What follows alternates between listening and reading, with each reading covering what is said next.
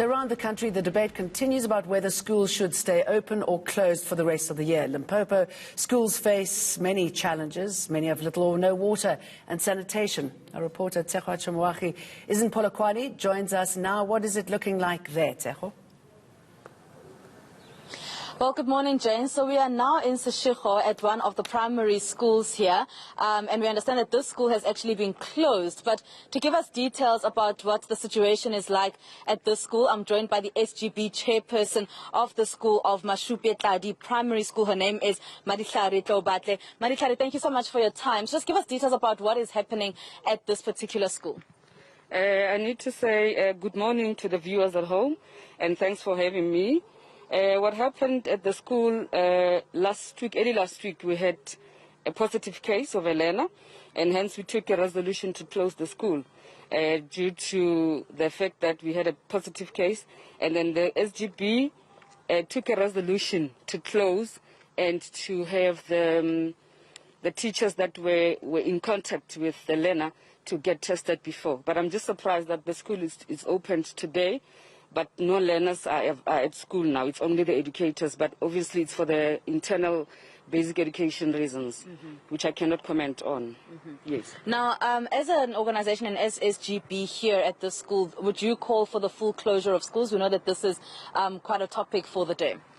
Yes, I think I'm proud to say, or confident to say, I'm calling for, we call as the association, we're calling for closure until the peak, because like they say, that scientists say during this season, or when it's winter days, the virus goes up. So we're calling for schools to close until probably end of September or mid-September.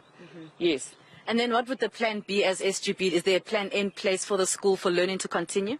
We're planning to continue only after September peak. Hence, when we sent the parents the letters to say the school has been closed due to the positive case, we said to them until further notice. So there's no definite date for the learners to be coming back to school. Okay. So it's still risky. So this is a monster, guys. This is a monster. It's a pandemic. It's called a pandemic for a reason. And I don't understand why these people are not even, okay, the parliamentarians, why are they not going back to work? Why they expect the learners to come back to school? Okay. Yeah, it's just unacceptable from our side. All right, thank you so much. Thank you. That is Madihlari Jane, just giving us details. She's the SGB chairperson of the school, giving us details about their stance on schools actually closing. But now we are also joined by the Basic Education for All organization, Tebogo Siphagamela. Thank you so much, Tebogo, for your time. Just give us details as BIFA. You guys have been very active in the school. What are you guys calling for? Do you also want the closure of schools? Thanks for having me, and thanks for the viewers as well at home. So we as BEFA, we find this situation as worrisome because really we strive for the right of the learners, which include that the learners should continue to learn at the school. But the problem is like this pandemic. It's risky, and then it's bringing anxiety to the school, and then at some instant you find that the learners are not even concentrating when they're receiving education. So we as BEFA, we find ourselves between the rocks. We don't know as whether we call for the school to be permanently closed until the peak, or we want the school to remain open. But because of this risky, we can just take that stance to say, let's close the school temporarily and view the situation to see how it will lead us to. Now, you have been very active in the province concerning issues of things like the textbook saga a few years ago, and also with water and hygiene within this province. Have you seen any difference? Has there been a difference since the issue of COVID-19? And obviously we know that the department has tried to bring in water to the schools. Have you seen any difference with what has been happening at various schools? Not at all. Yes, we acknowledge the little that the department has done.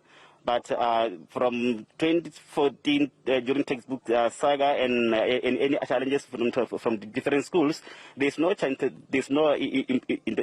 improvement, because most of the school, as we're speaking right now, they are still sitting with pit latrine, and then some of the schools are without water. So when this pandemic came, it came to add salt on the hood.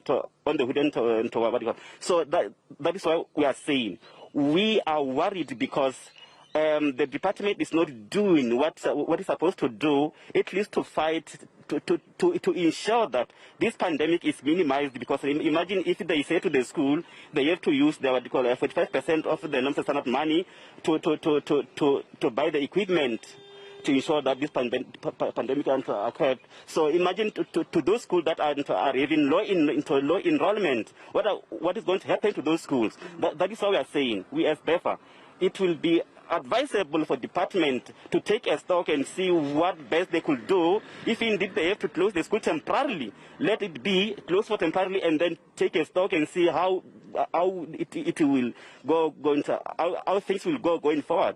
All right. Thank you so much. Thank you so much. That is definitely Tshegohaco from BEFA, from the Basic Education for All, and also Marikari just giving us details about their stance on schools being closed. Jane? All right, let's leave it there, Tshegohaco. Thank you very much for that.